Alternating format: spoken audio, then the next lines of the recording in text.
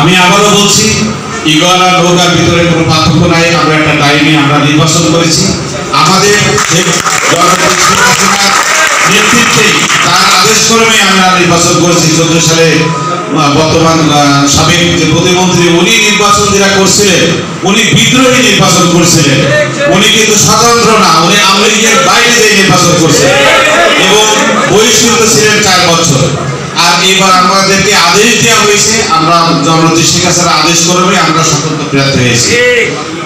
আপনারা জানেন যে এই কারণেই নির্বাচনের ফলে আমাকে আবার এই কেন্দ্রীয় কমিটি থেকে আবার কমিটিতে আমাকে 1 নম্বর সদস্য করেছেন। আপনারা অনেকেই দেখেছেন যে গত সপ্তাহে আমি প্রায় 10 মিনিট মতো পার্লামেন্টে আমি কথা বলেছি। সাধারণত জননেত্রী শেখ হাসিনা পার্লামেন্টের ভিতরে 4-5 মিনিটের বেশি কথা বলেন না, কিন্তু আমি যে কথাগুলো বলেছি উনি প্রত্যেকটা কথা উনি খুব খেয়াল করে শুনেছেন এবং আমাকে কিছু পরামর্শ দিয়েছেন এবং আদেশ করেছেন যে এইভাবে চলার জন্য। যাই হোক, আমি আপনাদের কাছে চিরকৃতজ্ঞ, চিরঋণী যে আপনারা আমাকে বিপুল ভোটের মাধ্যমে আমাকে জনপ্রতিনিধি করেছে এবং সংসদে পাঠিয়েছেন। আমি আপনাদের ঋণ শোধ করতে চাই এবং আমি আপনাদের কথাই আমি সংসদে বলতে চাই। আমার আগামী পরশুদিন অর্থাৎ 25 তারিখে আমার বাজেটের উপরে বক্তব্য আছে। আপনারা এই বক্তব্য শুনবেন এবং দেখবেন।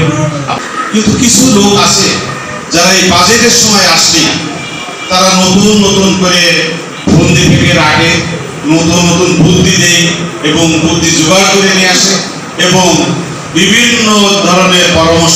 আমি শুধু গড়ির দিকে তাকাচ্ছি। আমি জানি যে আমি যদি যশোর থেকে 1টা বাজে রওনা দিই তাও আমি 4টে ইনশাআল্লাহ পৌঁছে যাব। এই সব কিছুর মূল কারিগর বঙ্গবন্ধু কন্যা জননেত্রী শেখ হাসিনা। আগে আমরা 4 ঘন্টা, 5 ঘন্টা, 7 ঘন্টা, 8 ঘন্টা নিচে আমরা ঢাকায় পৌঁছতে হয়। এমন মাল গাড়ি আমি শুনেছি যে মাল পৌঁছে গেছে ফেরিঘাটে, যে কাঁচামাল। কি সুযোগ সুবিধা আমাদের দেননি জননেত্রী শেখ হাসিনা। এই জন্য এই দিনে আমাদের মূল হলো যে আমরা সকলে মিলে এই বঙ্গবন্ধু 2 কন্যার জন্য আমরা দোয়া করব যে আল্লাহ রাব্বুল আলামিন তাদেরকে যেন দীর্ঘজীবী করে।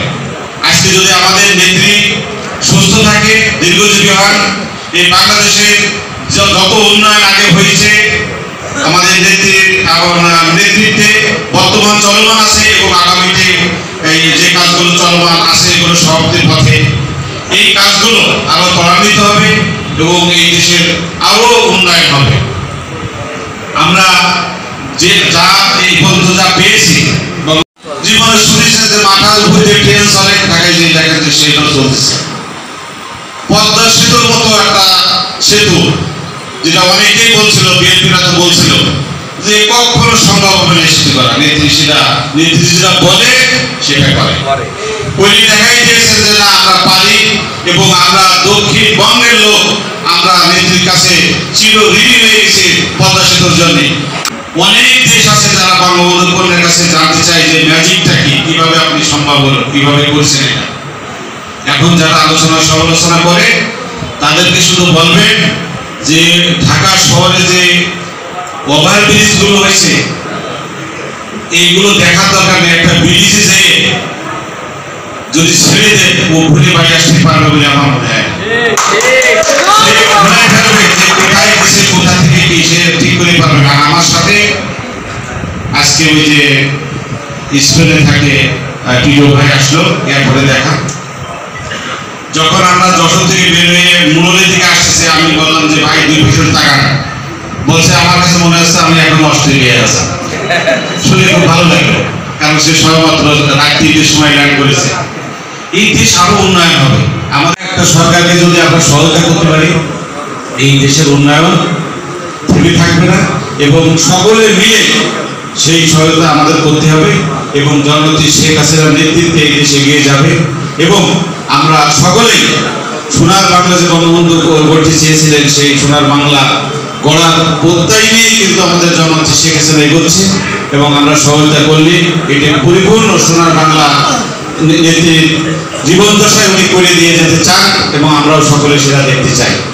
আপনারা সবাই জননেত্রী শেখ হাসিনার জন্য দোয়া করবেন, আমরা একে অপরের জন্য দোয়া করবো এবং এই জন্মদিনে সর্বোপরি আমি বঙ্গবন্ধু পরিবারের জন্য আমি দোয়া চাই। আমি আমার বক্তব্য এখানে শেষ করছি।